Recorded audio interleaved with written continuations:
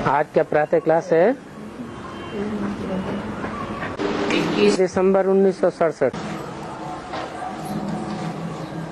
पतित पावन रूहानी बेहद का बाप बैठ समझाते हैं। क्या क्या टाइटल दिए? एक तो पतितों को पावन बनाने वाला, फिर कोई जिस्मानी बाप नहीं है, रूहानी बाप है और बेहद का बाप है। 2, 4, 8 या क्राइस्ट की तरह 150 करोड़ 100 करोड़ बच्चों का बाप नहीं है। बेहद माना जो भी मनुष्य सृष्टि में 500-700 करोड़ आत्माएं, मनुष्य आत्माएं हैं, उन सब का बाप है। बच्चे समझते हैं कि बेहद का बाप परमपिता निराकार ही कहेंगे।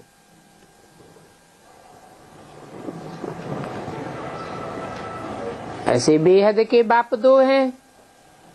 एक है मनुष्य सृष्टि का बाप और एक है आत्माओं का बाप। परंतु मनुष्य सृष्टि का जो साकार बाप है वो भी संसार में तब प्रत्यक्ष होता है जब निराकार बाप की तरह निराकारी स्टेज को धारण करे।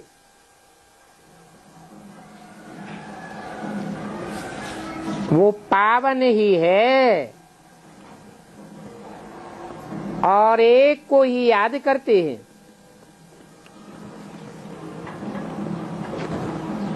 याद करने का पात्र एक ही है और कोई भी दूसरा याद करने का पात्र नहीं है। और सब कैसे को पात्र हैं?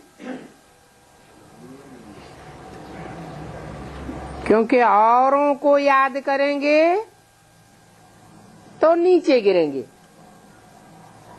और उस एक को याद करेंगे तो ऊपर उठेंगे। विष्णु को भी याद करने की दरकार नहीं है। क्यों?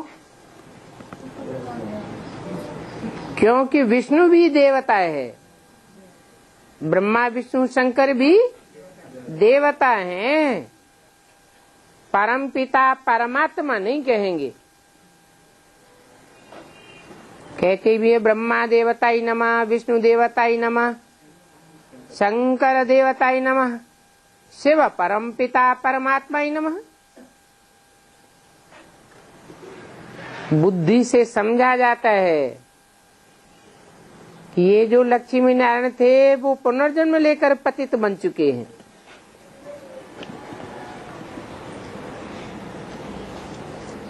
विष्णु ब्रह्मा सो विष्णु बनता है, फिर विष्णु से 5000 वर्ष के बाद पतित होकर फिर ब्रह्मा बनता है।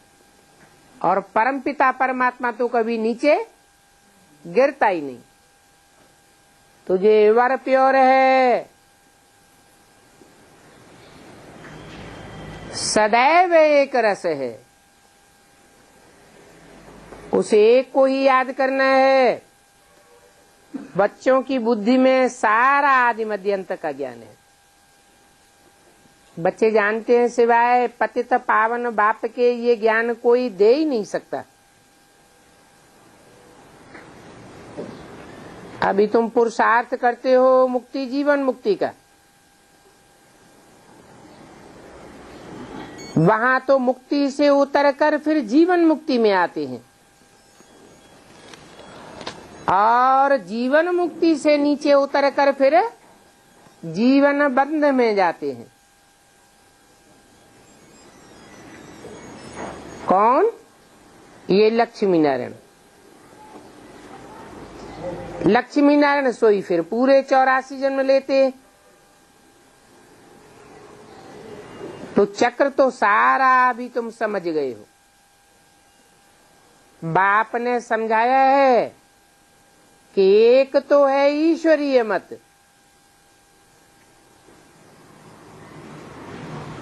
और उसके अपोजिशन में है आसुरी मत। ईश्वरीय मत एक बाप ही देते हैं, बाकी सब की है को मत। और अभी इस दुनिया में देवताई मत तो कोई दे भी नहीं सकते, क्योंकि देवता कोई है ही नहीं। अभी देवता कोई नहीं है।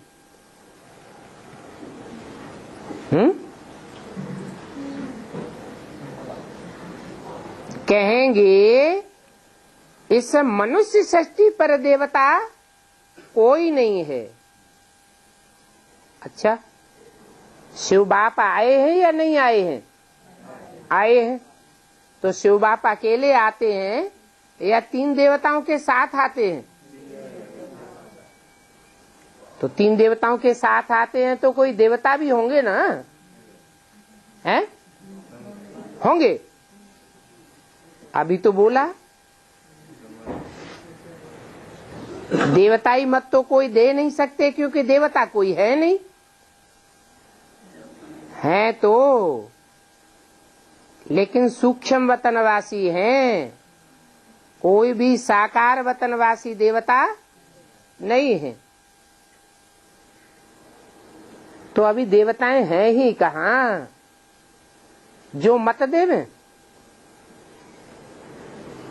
देवताई मत यहाँ इस सृष्टि पर मिल ही नहीं सकती।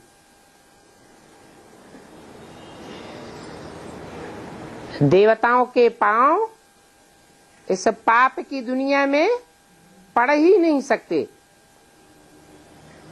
बाकी तो मानव मत ही कहेंगे।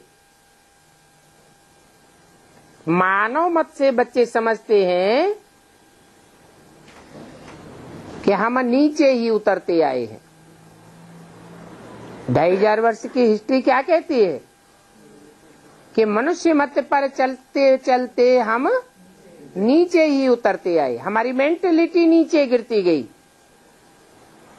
मानसिकता नीचे गिरी है। फिर जब ईश्वरीय मत मिले तो ही देवता बने। जैसे यहाँ पर असुरों की मत चलती है, वैसे ही वहां फिर देवताओं की मत चलती है। वहां तो दुख की बात ही नहीं। शास्त्रों में तो बातें लिख दी हैं कि कृष्ण को कंस का डर था,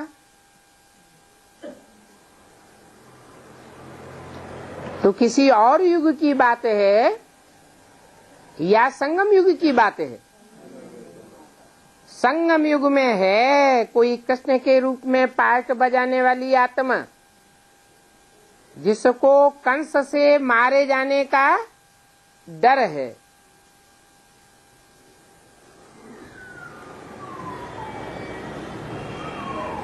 देवताओं को किसी का डर नहीं होता। माना जो भी कृष्ण के रूप में पार्ट बजाने वाली आत्मा हो या राम के रूप में पार्ट बजाने वाली इस अंतिम चोले में आत्मा हो, वो भी कोई देवता नहीं है। क्या है? मनुष्य रूप में है। देवताओं को किसी का डर नहीं होता। डर किसको होता है?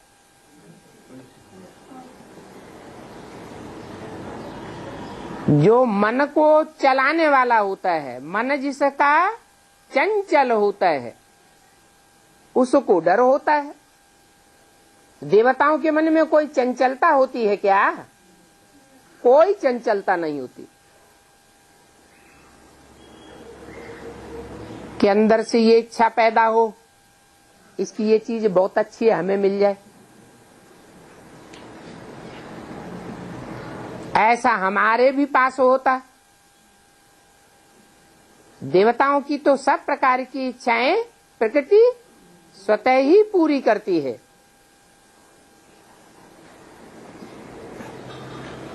बाकी शास्त्रों में तो झूठी बातें हैं भक्ति मार्ग की, और भक्ति मार्ग में जो भी बातें हैं वो कहाँ की यादगार हैं? संगम युग की यादगार है।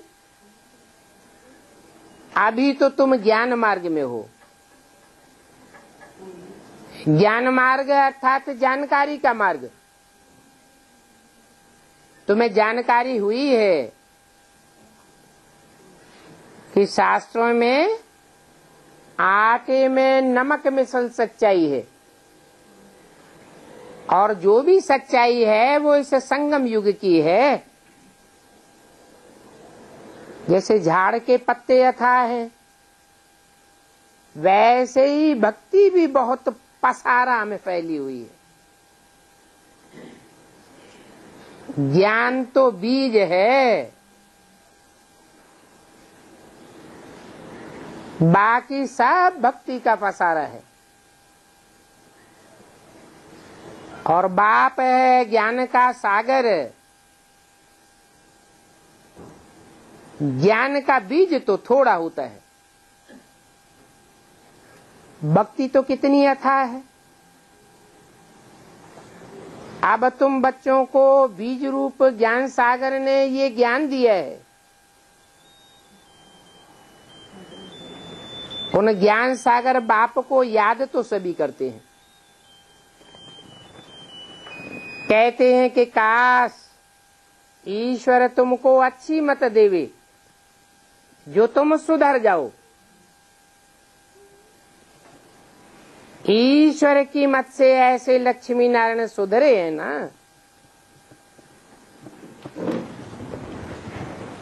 इन लक्ष्मी नारायण की कितनी महिमा है।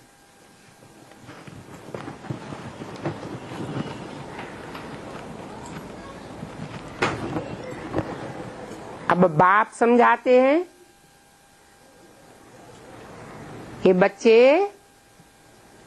ऐसा लक्ष्मी नारायण बनने के लिए अपन को आत्मा समझो। अब हम आत्मा को वापस घर जाना है। इस दुनिया से कुछ भी लेकर नहीं जाना है। पतित आत्माएं तो जा ही नहीं सकेंगी, पावन बनेंगे वो ही जा सकेंगे। जितना जितना पतितपना रह जावेगा उतना सजा के भागीदार बन जावेंगे, और जितनी सजाएं खाएंगे उतना पद नीचा हो जाएगा, नंबर नीचे उतर जाएगा। पाप कहते हैं इस याद से ही तुम्हारे पाप कटेंगे, और दूसरा कोई उपाय नहीं है।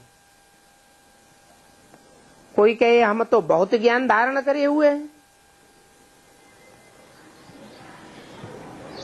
ज्ञान अलग चीज और याद अलग चीज। रावण में कितना ज्ञान था, प्रकांड विद्वान था, है कहाँ की यादगार? इसी संगम युग की यादगार। परंतु रावण को जीवन मुक्ति का ज्ञान नहीं था। मुक्ति तो मिली, बाप कहते हैं मुक्ति तो मैं सबको देता हूं। जो भी 500-700 करोड़ मनुष्य आत्माएं हैं सबकी मुक्ति होती है। तो सब ज्ञानी होती है क्या? नहीं। ये शिक्षा आत्माओं को परमपिता बाप ही दे सकते हैं।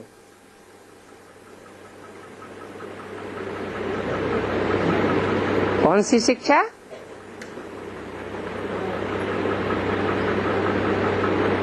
कि याद से तुम्हारे पाप कटते हैं।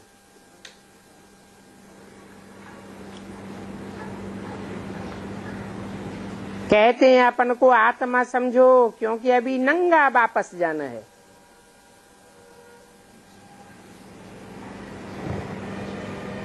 वहां देवताओं को ऐसे नहीं कहेंगे नंगे जाना है। क्यों है? देवताओं को तो कोई प्रकार का देहभान होता ही नहीं है। उन्हों को तो वास्तव में नीचे उतरना होता है। नीचे उतरने के लिए देहभान त्यागने की बात है ही नहीं। निराकारी लोक में जाने के लिए इस दुनिया में आत्मा ने आकर जो देहभान धारण किया है वो त्यागना पड़े। देवताओं को तो नीचे उतर करके भिन्न नाम रूप लेना ही लेना है, क्योंकि नाम बगैर तो कोई कारोबार चल ही नहीं सकता। अनेक आत्माएं अपने शरीर के साथ पार्ट बजाई रही हैं।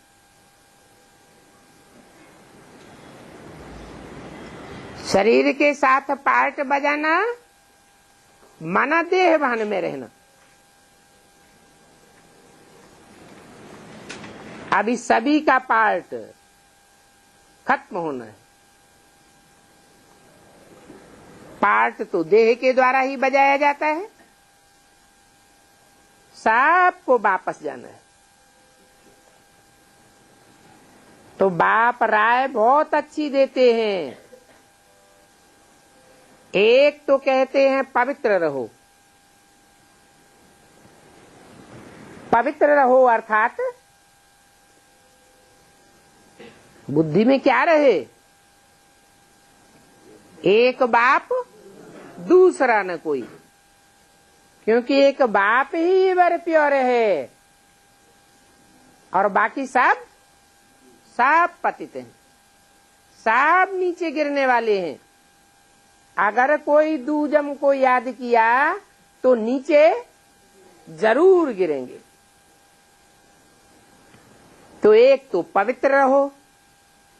बाबा से पूछते हैं, बाबा बच्चे की शादी करावे? अरे बाबा तुमसे ही कहते हैं कि पवित्र रहो। बच्चे की शादी किस लिए करावेंगे? है? अरे बच्चे की शादी कराने का कोई मकसद होगा? क्या मकसद है? बच्चे की शादी कराना माना बच्चे की बुद्धि किसी देहधारी में हिल गाए देना। तो तुम खुद तो रहते हो पवित्र, पवित्र बनने का पुरुषार्थ करते हो और बच्चे को देहभान में लटकाना है। तो बाबा अभी करके डायरेक्शन नहीं देते हैं इस बात का कि बच्चे की शादी कराओ। बच्ची की शादी के लिए पूछे तो फिर भी परमिशन देते हैं कि बच्ची शादी कराना चाहती है, नहीं करेंगे तो तुम्हारा मुंह काला कर जाएगी, किसी के साथ भाग जाएगी, इसलिए परमिशन देते हैं। बाकी बच्चे की शादी करने की परमिशन नहीं देते हैं। समझते हैं कि बच्चा शादी करने के बाद चल नहीं सकेगा, चाहे कितना भी ज्ञान में चलने वाला हो।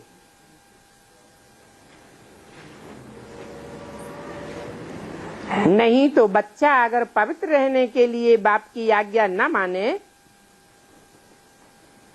तो बाप कहते हैं वो बच्चा बच्चा नहीं है, परंतु इतनी ताकत नहीं है जो श्रीमत पर चले। न चलते हैं तो ना फरमान बरदार ठहरे। बाप का फरमान मानते नहीं है। गोया बाप की पहचान ही नहीं है। बाप तो कहेंगे उनको समझाओ कि तुम भी पवित्र बनो, एक बाप दूसरा न कोई। बाप का कहना नहीं मानता है तो वो कपूत बच्चा हो गया।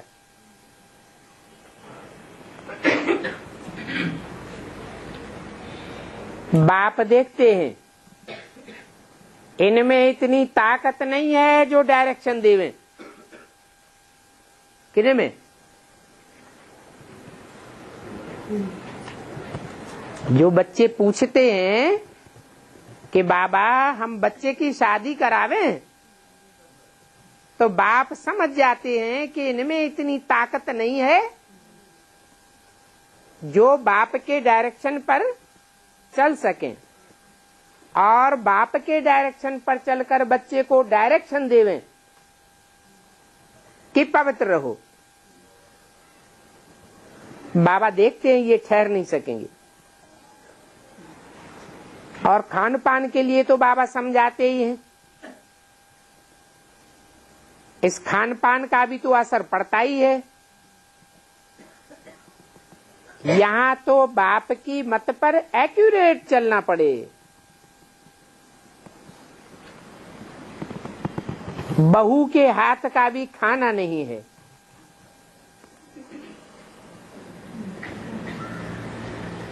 क्यों?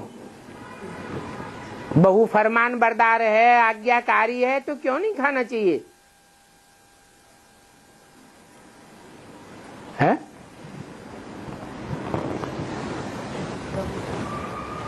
क्योंकि बहू किसकी बहू है? जिसकी बहू है वो कोई पुरुष ही है ना, और पुरुष सब दुर्योधन दुशासन है। इसलिए बाबा पहले से ही कह देते हैं कि अगर बच्चे की शादी कराई तो विघ्न बहुत पड़ेंगे।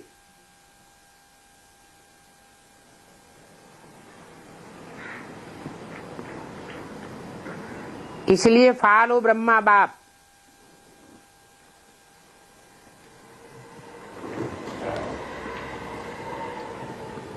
ब्रह्मा ने अपने बच्चों को अलग कर दिया। शादी कराई क्या?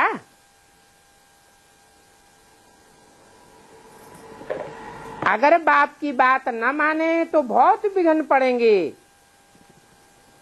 अबलाओं पर अत्याचार भी होते हैं। तो बाप तो ऐसे नहीं कहेंगे जो झगड़ा पड़े, पहले से जानते हैं। ये बाबा कितना रायल जवाहरी था।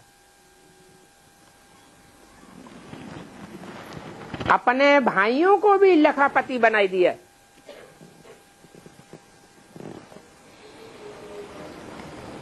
पहले तो गरीब थे, साहूकार लोग गरीब पर हाथ रख करके चढ़ाते हैं, तो इन्होंने भाइयों को भी चढ़ाया।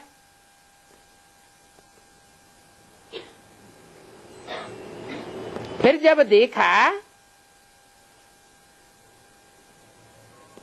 पवित्रता की बात की, तो वो भाई लोग भी कितना बिगड़ पड़े। चढ़ाया किसने? चढ़ाने वाले की भी बात नहीं मानी। बड़ा भारी हंगामा हो गया। ये तो डरा नहीं, क्योंकि बाप की प्रवेशता थी ना। बाप की डायरेक्शन मिलती है तो श्रीमत पर चलना पड़े।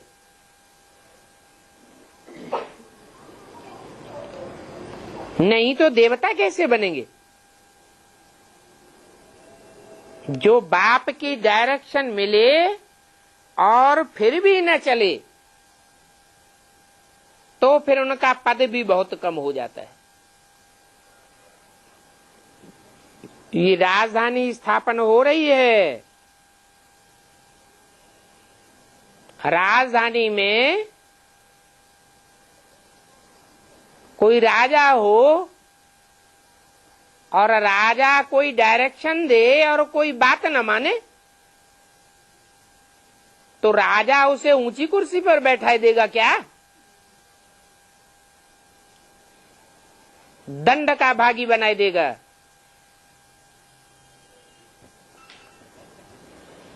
सभी तो डायरेक्शन पर चल न सके। जो नहीं चलते हैं उनको वफादार, आज्ञाकारी, फरमान बरदार नहीं कह सकेंगे। ईश्वरीय मत पर तो पूरा चलना पड़े ना।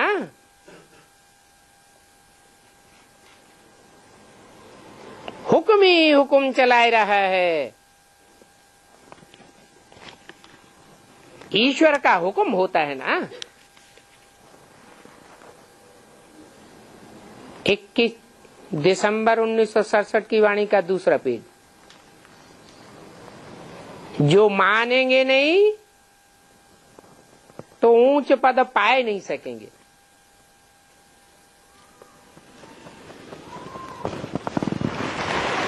बाकी थोड़ा ज्ञान लिया है तो उस ज्ञान के आधार पर स्वर्ग में तो आ जाएंगे।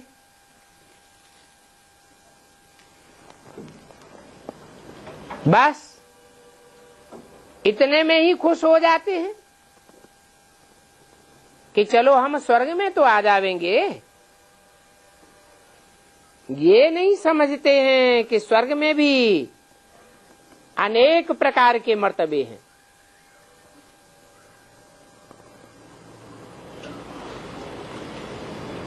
बाप जानते हैं कि ये ईश्वरीय फरमान पर चल सकते हैं। कब है? कब चल सकते हैं? अगर हिम्मत करें तो ईश्वरीय फरमान पर चल सकते हैं, परंतु इतनी ताकत नहीं है। लोकलाज, कुल मर्यादा की मुकाबला करने की ताकत नहीं है। ये क्या कहेंगे, वो क्या कहेंगे, ऐसा हो जाएगा, वैसा हो जाएगा।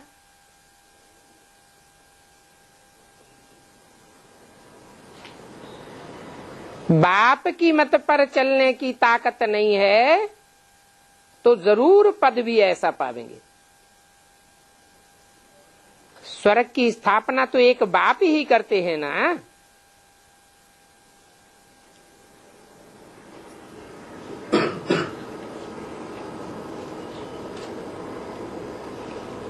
या इस लोक में जो भी लोग हैं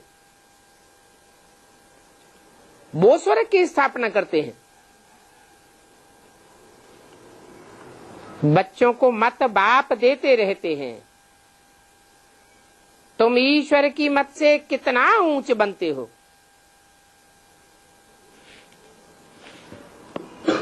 ईश्वर की गत मत न्यारी है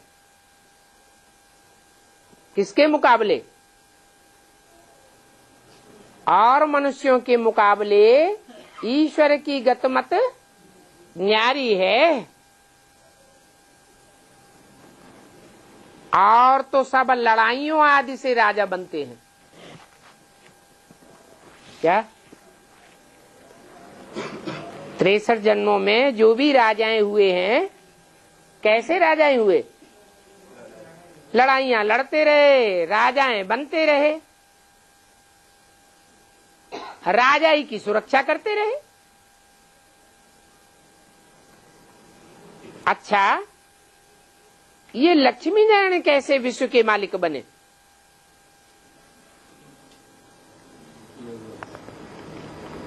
जो इनकी कोई भी ग्लानि नहीं करते। कोई करते हैं?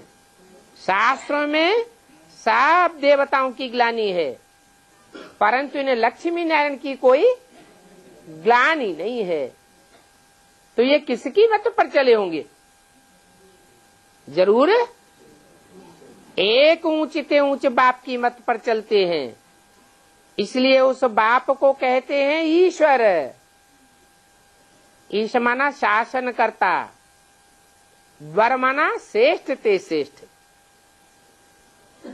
लड़ाई आदि के द्वारा शासन करना और शासक नहीं बनाता है।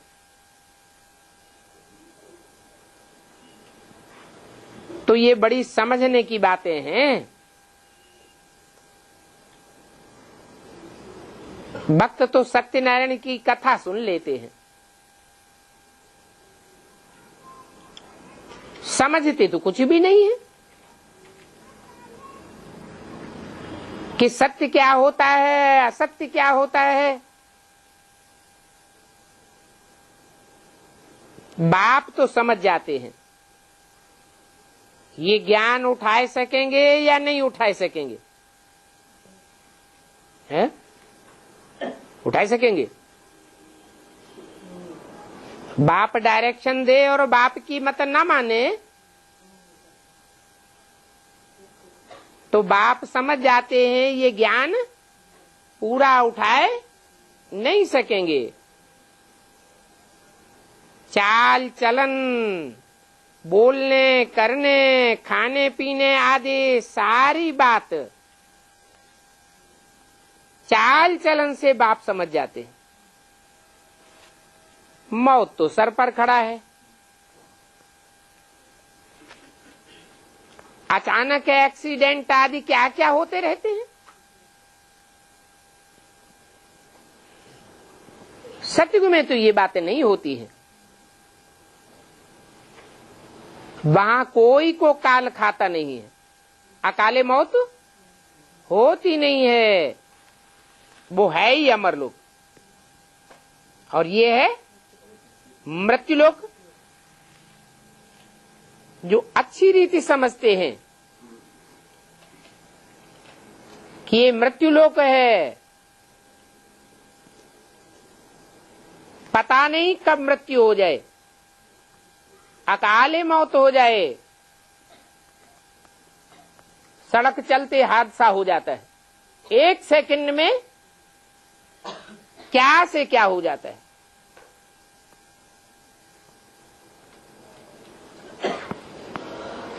जो अच्छी रीति समझते हैं वो तो झट पुरुषार्थ करते हैं, समझते हैं कि कहां बाप की अवज्ञा न हो जाए।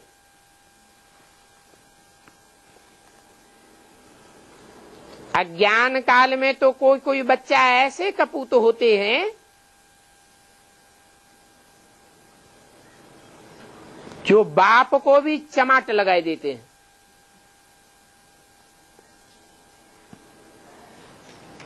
उन्हें कपूत कहेंगे या सपूत कहेंगे?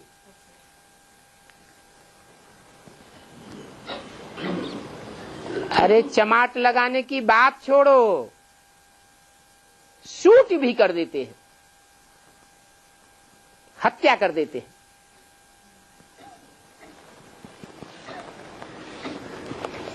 वहां नई दुनिया में तो ऐसी बातें होती नहीं है। जो बाप बच्चे को चमाट लगाए देवे या शूट कर देवे, यहां तो हैं ही आसुरी स्वभाव वाले। जो भी पैदाइश होती है वो कैसी हो रही है? बिच्छू टेंडन मिसल हो रही है। वहां तो सब दैवी स्वभाव वाले होते हैं।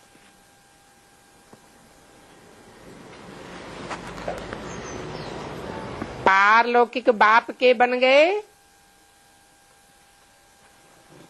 तो फिर लौकिक बाप को कुछ दे नहीं सकते।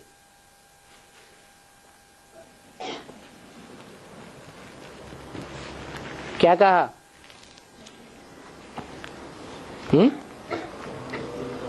जो पारलौकिक बाप के बच्चे बन गए वो फिर लौकिक बाप को कुछ भी दे नहीं सकते।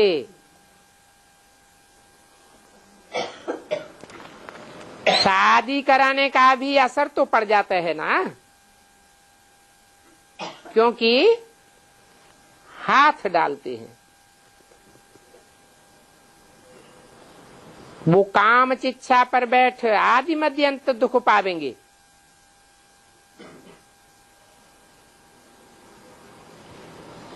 मान लो एक बाप को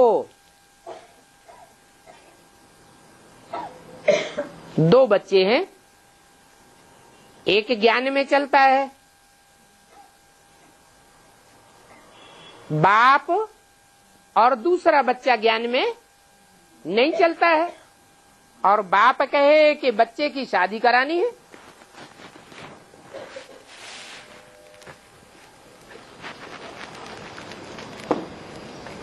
तो कुछ न कुछ सहयोग ज्ञान में चलने वाले बच्चे से भी बाप की आशा तो रहेगी कि करे।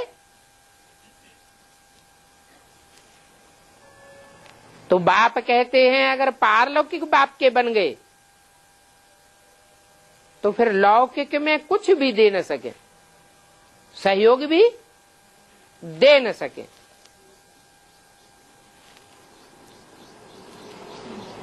शादी आदि कराते हैं, शादी आदि कराने में सहयोग का हाथ डालते हैं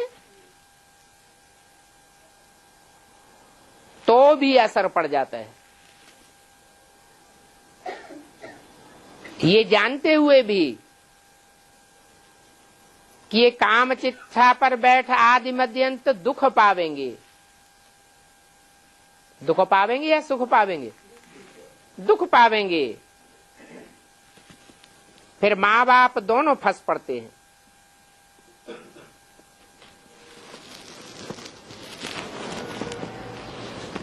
ये ज्ञान की बड़ी महीन बातें हैं। थोड़े में ही नहीं खुश हो जाना है। मनुष्यों के पास तो करोड़ों रुपए हैं,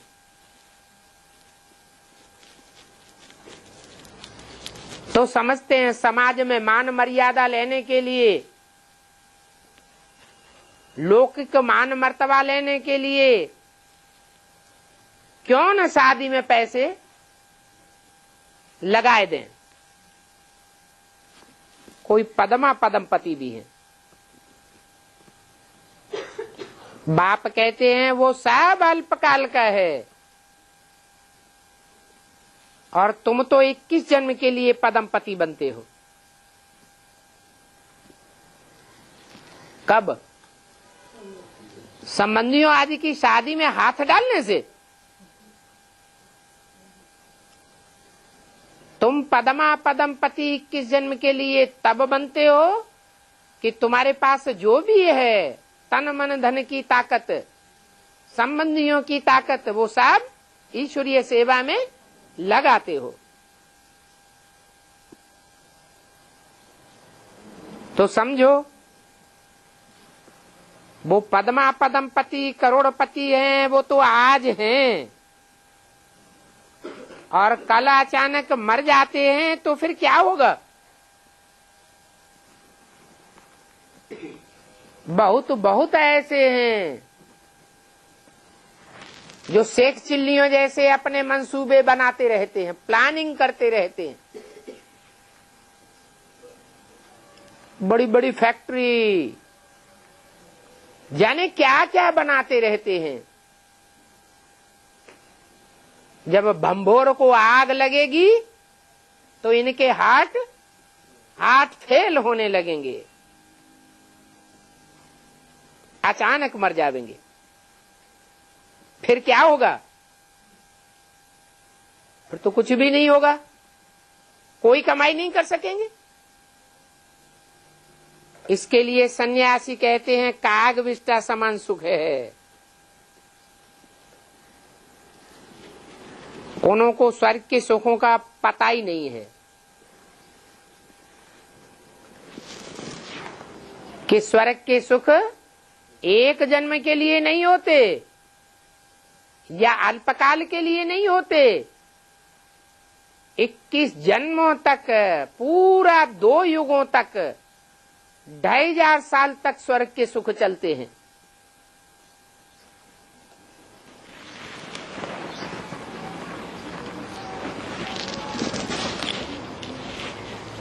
अभी तुम समझते हो, सिवाय बाप के मुक्ति, जीवन मुक्ति का रास्ता कोई बता ही नहीं सकते हैं।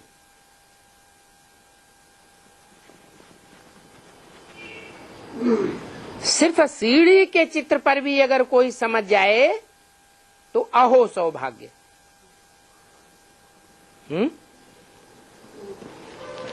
सीढ़ी के चित्र पर समझने वाला कौन से धर्म का होगा, कौन से देश का होगा? असल भारतवासी होगा तो सीढ़ी के चित्र पर समझ जाएगा। उसको चारों चित्रों में अच्छा चित्र कौन सा लगेगा? सीढ़ी का चित्र। बाप ने समझाया है, यहां राजाई स्थापन होती है।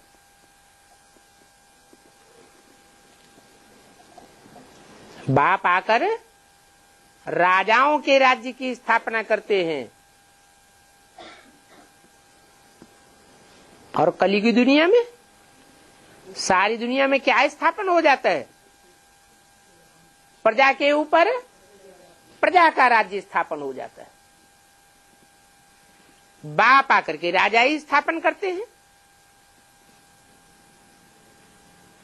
और राजाएं भी नंबरवार उतरते जावेंगे।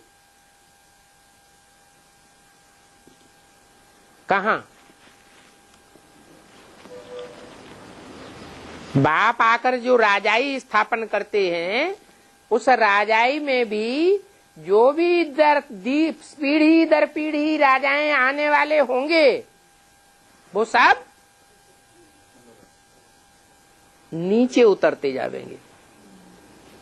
ऐसे नहीं कि बाद में आने वाला कोई राजा पहले वाले राजाए से ऊंच पद पाने वाला होगा। नंबरवार उतरते जावेंगे। थोड़ी देर से आने से ही दुनिया कुछ तो पुरानी होगी ना। तो पुरानी दुनिया में आने वाले ऊंच पद पाने वाले होंगे या नीच पद पाने वाले होंगे? नीचे उतरने वाले ही होंगे। मकान पुराना होता है तो उसकी मरम्मत करानी पड़ती है। मकान की कीमत घट जाती है कि बढ़ जाती है? घट जाती है। बच्चे समझते हैं। अभी हम तो नई दुनिया में जावेंगे।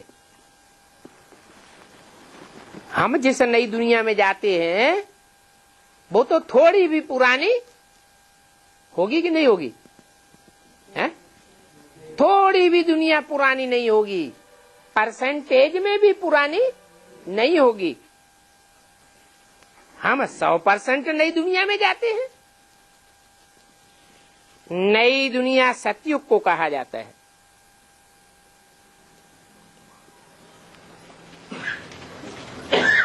थोड़ा टाइम पसार हुआ सतयुग में से तो कहेंगे थोड़ी कला भी उतर गई।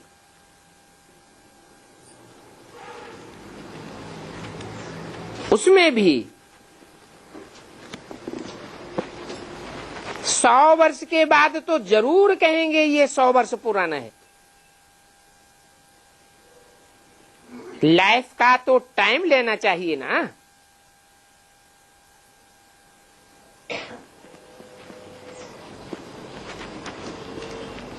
तो नई दुनिया में जाना है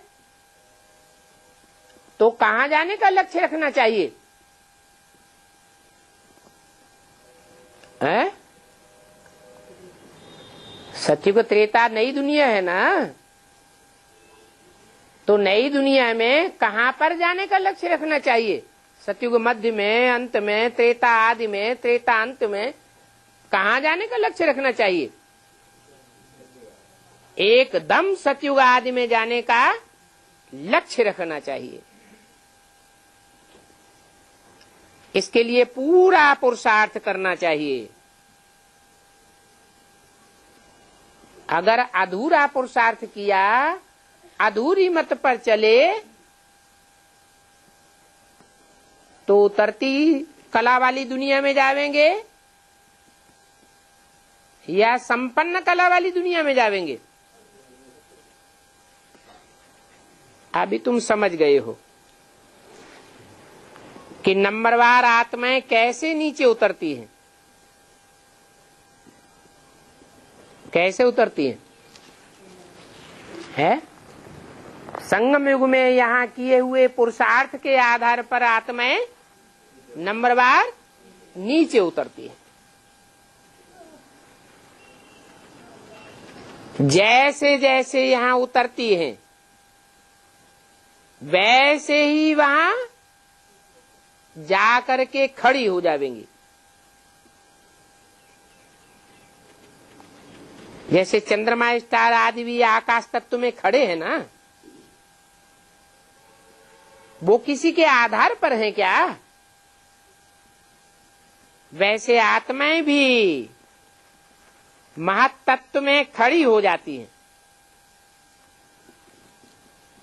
अपने अपने किए हुए संपन्न पुरुषार्थ के आधार पर। सबका एक जैसा पुरुषार्थ तो हो नहीं सकता। जैसे स्टार्स चमकते हैं, वैसे निराकारी दुनिया में आत्माएं चमकती हैं।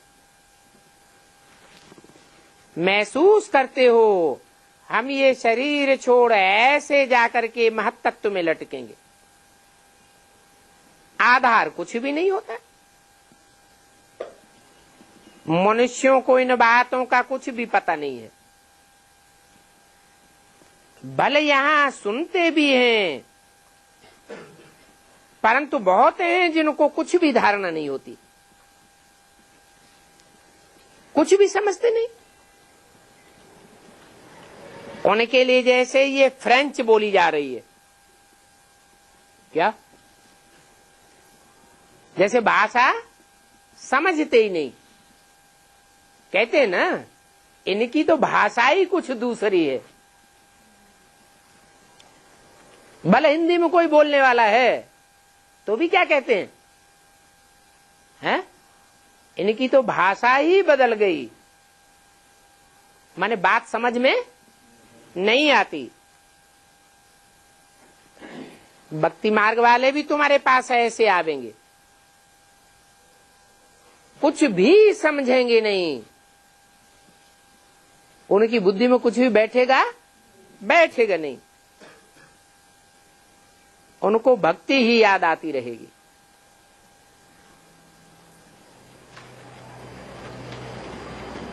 क्योंकि 63 जन्म वो भक्ति के भवके में लटके रहे हैं, तो भवका उनको आकर्षित करेगा। जैसे तुम्हारा बेसिक नॉलेज थी, तो जब भवका नहीं था तो बहुत से आकर्षित नहीं हुए, और जब भवका हो गया तो बड़े बड़े करोड़पति आकर्षित हो रहे हैं। ऐसे ही एडवांस नॉलेज में शुरू में कोई आकर्षित नहीं हुए करोड़पति, और जब भवका बढ़ेगा तो ढेर आकर्षित होने लगेंगे। परंतु उस समय ज्ञान विस्तार को पावेगा या सार में रहेगा? अरे सार तो तुमने लिया। जब ज्ञान सतो प्रधान था तो सार में था, और जैसे जैसे टाइम बीतता जाता है ज्ञान भी सतो प्रधान से सतो रजो तमो में बढ़ता जाता है, तो वो भी विस्तार में जा रहा है। तो इतना विस्तार, इतनी ज्ञान की गहराई तो नई आने वाली आत्माएं समझ नहीं सकेंगी। उनको भवका ही अच्छा लगेगा। इस ज्ञान में तो शांत रहना पड़ता है, सिर्फ अपने बाप को याद करना है, स्वधर्म में टिकना है, कोई भवका आदि कराने की बात नहीं है।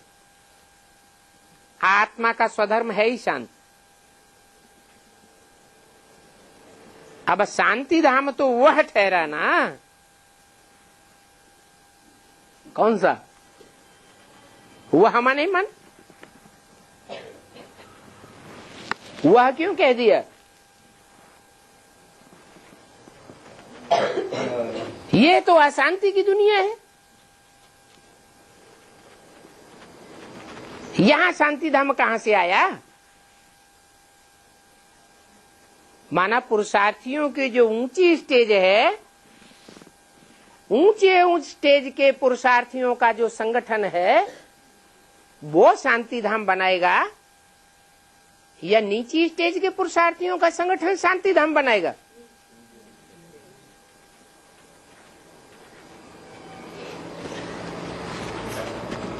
तो यहां तो शांति होती नहीं।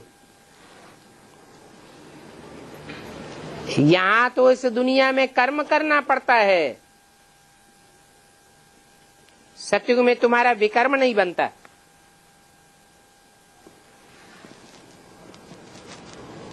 क्योंकि वहां रावण ही नहीं होता है, और यहां तो इस दुनिया में रावण का पूरा अस्तित्व है।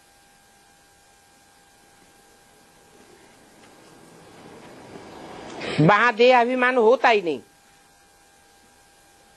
यहां तो देह अभिमान आकर के कैसे उल्टे सुल्टे काम करते रहते हैं। तो ये नॉलेज है, इसमें एक तो पवित्र भी रहना पड़े।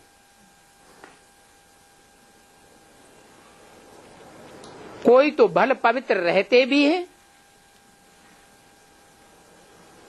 पवित्र तो रहते हैं, परंतु नॉलेज बुद्धि में बैठती नहीं है जो दूसरे को समझा सके। कुमारियां हैं, पवित्र तो हैं, परंतु कोई कोई की बुद्धि में बिल्कुल ज्ञान बैठता ही नहीं।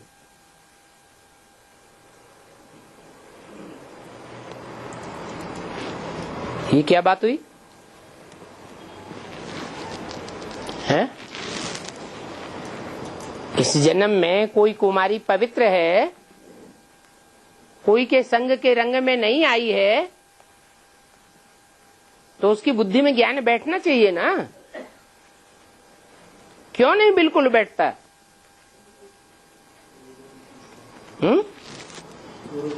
हाँ, भले इस जन्म में पवित्र है, परंतु पूर्व जन्म का हिसाब किताब तो काम करेगा ना। तो नंबरवार दर्जे होते हैं, बाप से आकर मिलते हैं तो बाबा समझ जाते हैं ये साधारण बच्चा है, इसकी बुद्धि इतनी चमत्कारी नहीं है जो बाप के सन्मुख आवे और पहचान लेवे, तो पद भी ऐसे ही पावेंगे। बाप कहते हैं कोई भी अपवित्र काम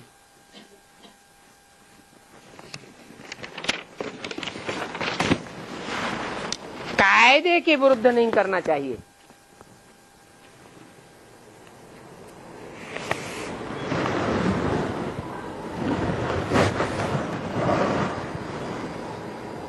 इक्कीस दिसंबर 1967 की वाणी का 3रा पेज। बुद्धि में याद रखो, हमको तो अब वापस जाना है। ये 84 का चक्र पूरा हुआ, ये दुनिया भी पुरानी हो गई और ये शरीर भी पुराना है। हम आत्मा जैसे नंगे आए थे वैसे ही अब नंगे जाना है। देह देह के संबंधी और देह के इस दुनिया के कोई भी पदार्थ अब वापस नहीं ले जाएंगे। सिर्फ योग बल से पवित्र बनना है। कोई भी साधन अंत में काम नहीं आवेंगे। पवित्र नहीं बनेंगे तो अंजाम क्या होगा? हैं? पदभ्रष्ट हो जाएगा, क्योंकि जितनी सजा खावेंगे उतना पद नीचा हो जाएगा। इस समय सबकी वानप्रस्थ अवस्था है। वानप्रस्थ अवस्था सबकी है।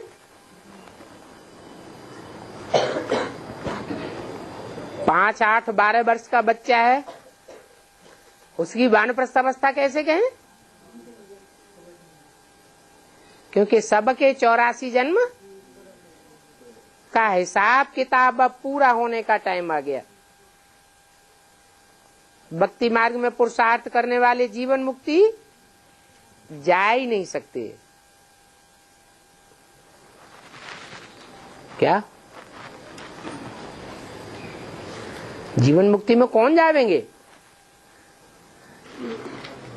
जिनके संस्कार अभी भी भक्ति मार्ग के होंगे।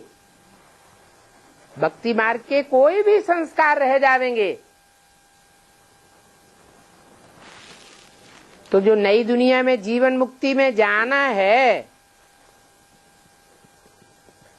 वो आस पूरी नहीं हो सकेगी। क्या बोला?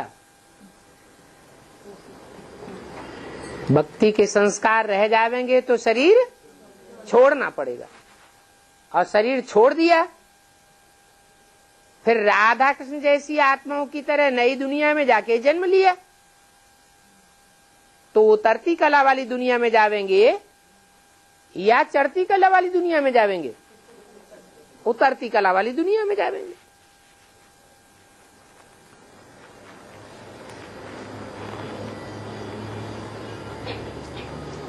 पतित पावन सदगति दाता वो बाप ही है।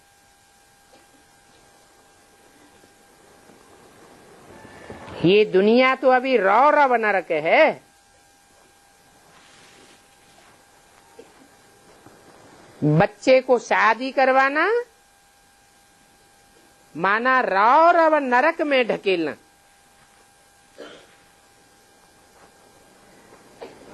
बुद्धि से ये बात समझनी है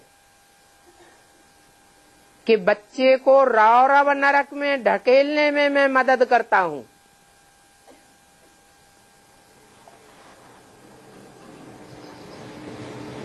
तो इसका पाप नहीं चढ़ेगा क्या?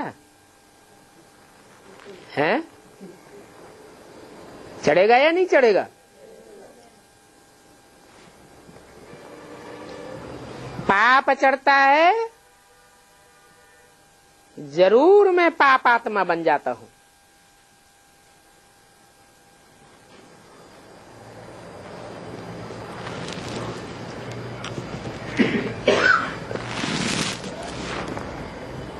बुद्धि में ये सब बातें धारण करनी चाहिए।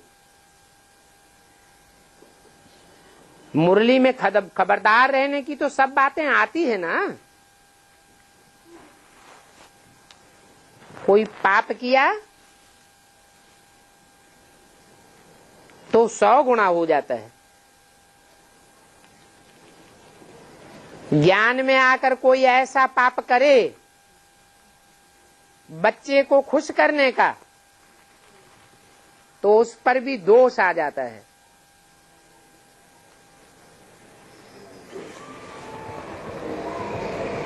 ये है किसी का खून करना। बुद्धि में नहीं आता है, काम कटारी से तो 1-2 का खून कर डालेंगे। और ये बात धारण करने में बहुत सहन भी करना पड़ता है।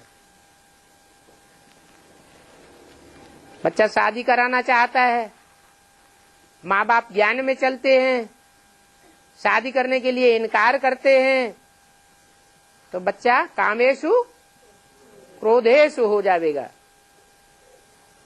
फिर माँ बाप को बहुत सहन भी करना पड़े। बाप सुनते हैं तो बाप को तरस भी आता है, औरों को भी सावधान करने के लिए बाबा समझाते हैं। अपने हाथों से बच्चों का खून नहीं करना है, माना बल मित्र संबंधी उसकी शादी करावें, लेकिन हम उस काम में हाथ न डालें। बाबा से पूछेंगे, बाबा से अगर पूछेंगे, बाबा बच्चा शादी कराने के लिए जोर देता है, शादी करावें, तो बाबा क्या कहेंगे? हैं? अरे बाबा क्या डायरेक्शन देंगे? अरे पूछता क्यों है? मुरली में तो बार बार बोला है शादी शादी बर्बादी, फिर भी पूछते हैं तो बाबा कहेंगे अच्छा भल कराओ। जो ज्ञानवान बच्चा होता तो पूछता ही नहीं। ज्ञानवान खुद समझते हैं और समझ भी सकते हैं, वो कब पूछेंगे ही नहीं।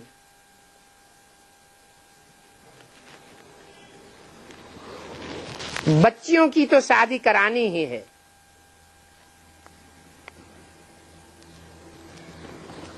अगर ज्ञान में नहीं चलती है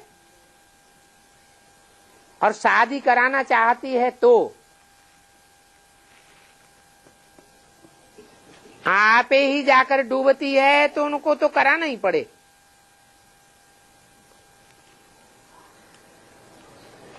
और बच्चा तो भल खराब हो जाए। ये क्या बात हुई है? ऐसे दुनिया में जैसे पार्शलिटी वाली बातें होती हैं, वैसी बात हो गई।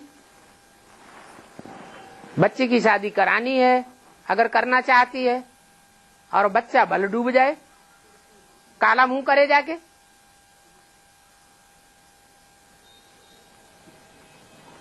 बच्चा भल खराब हो जाए, उनका ख्याल नहीं रहेगा। बच्ची की तो शादी कराना ही पड़े।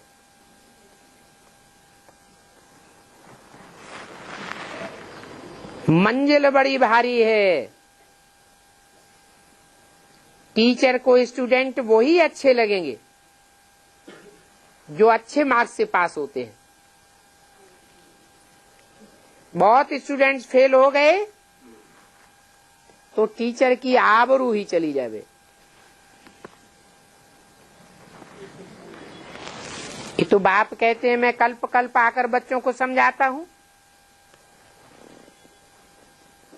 कल्प कल्प पुरुषार्थ अनुसार जो पद पाया है वो ही पद पावेंगे।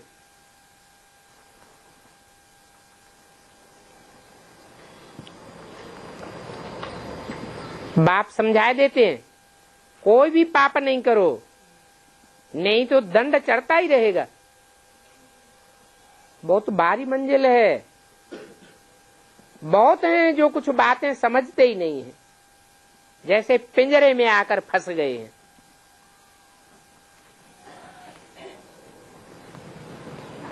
कितने आश्चर्यवत कथंती सुनंती भागंती हो गए, माया के पास चले जाते हैं। तो ऐसे आश्चर्यवत भागंती होने वालों की माया बहुत खातिरी करती है। जैसे हिंदू से क्रिश्चियन बनते हैं तो हिंदू से क्रिश्चियन बनने वालों की क्रिश्चियन कितनी खातिरी करते हैं, करते हैं या नहीं? ये भी माया के बनते हैं तो माया बहुत सुख देती है। माया भी कोई कम थोड़े ही है। बड़ी शक्तिवान है। बाप को ऑलमाइटी कहते हैं, परंतु माया भी ऑलमाइटी है। एकदम रौरव नरक में ढकेल देती है। तो देखो माया भी कम शक्तिवान नहीं है।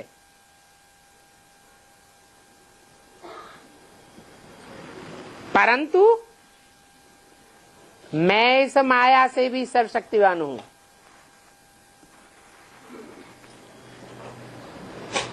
वह मेरे से शक्तिवान हो जाती है।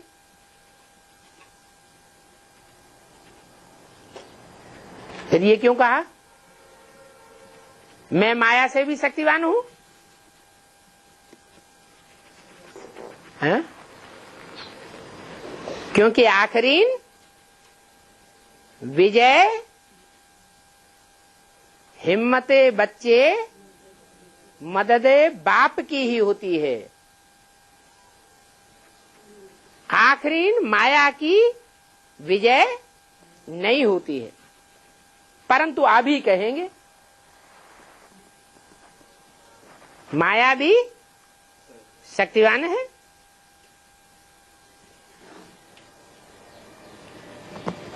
माया की तरफ जाने से वह जैसे रावण धर्म के बन जाते हैं।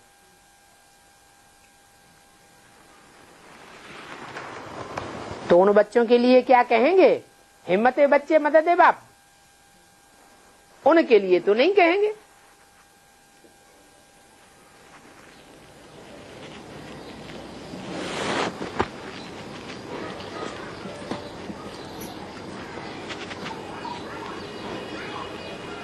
तुम इस भारतवर्ष में कितना सुख उठाते हो, तुम्हारी कितनी खातिरी होती है।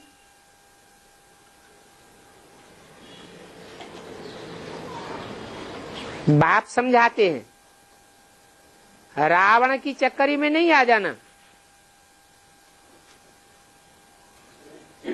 वो भी खातिरी करते हैं।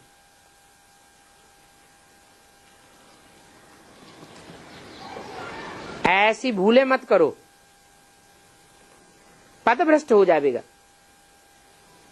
जो अच्छे अच्छे बच्चे होते हैं वो सर्विस में बहुत मेहनत करते हैं। समझाते समझाते गला ही घुट जाता है। गला घुट जाता है तो भी सर्विस को छोड़ते नहीं है। हमको तो सर्विस करके भारत को स्वर्ग बनाना ही है।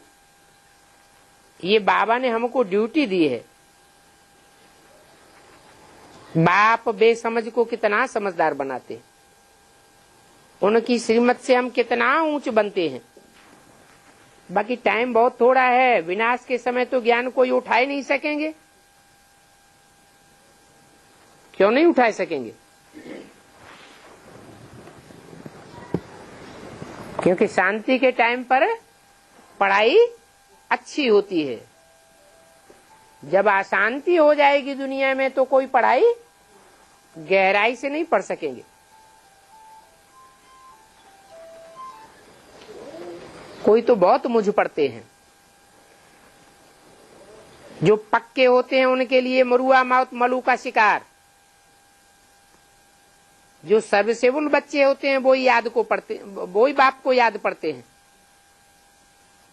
जो बच्चे बहुतों को आप समान बनाते हैं उनको ही अंत में अतीन्द्रिय सुख रहता है। उनको फिर मित्र संबंधी आदि कोई भी याद नहीं पड़ेंगे। समझेंगे, अनुभव करेंगे आप मुए मर गई दुनिया। जो बाबा को फॉलो करने वाले बच्चे होंगे वो कब दुनियावी बातें पूछेंगे ही नहीं। बाबा समझ जाते हैं ये दुनियावी बातें पूछते हैं माने इनकी दुनिया में लागत है। बाप समझाते तो बहुत सहज है। नरकवासी से स्वर्गवासी बनना है। जो नरकवासी होते हैं उनसे दिल बिल्कुल हट जाती है। कोई तो और ही बहुत संबंध जुटाई लेते हैं। इस नरक की दुनिया में संबंध बढ़ाना थोड़ा ही चाहिए। अभी संबंध बढ़ाने का टाइम है या तोड़ने का टाइम है? बहुत फर्क हो जाता है। बाबा से पूछें तो बाबा झट बतावेंगे इस हालत में तुम्हारा शरीर छूट जाए तो तुम जाकर के साधारण प्रजा में जन्म लेंगे। बाप समझ जाते हैं ये सीढ़ी चढ़ नहीं सकेंगे। तुमको तो याद करना है एक शिव बाबा को, घर को भी याद नहीं करना है। घर में जो बाप रहते हैं उनको याद करना है। घर ब्रह्म तत्व को तो सन्यासी याद करते हैं, तुमको तो शिव बाबा को याद करना है। एक शिव बाबा दूसरा न कोई। मेहनत करते रहें तो तुम्हारी वो अवस्था हो जाएगी। अच्छा, मीठे मीठे सिकिल दे बच्चों प्रति रूहानी बाप दादा का याद प्यार गुड मॉर्निंग। रूहानी बच्चों को रूहानी बाप की नमस्ते।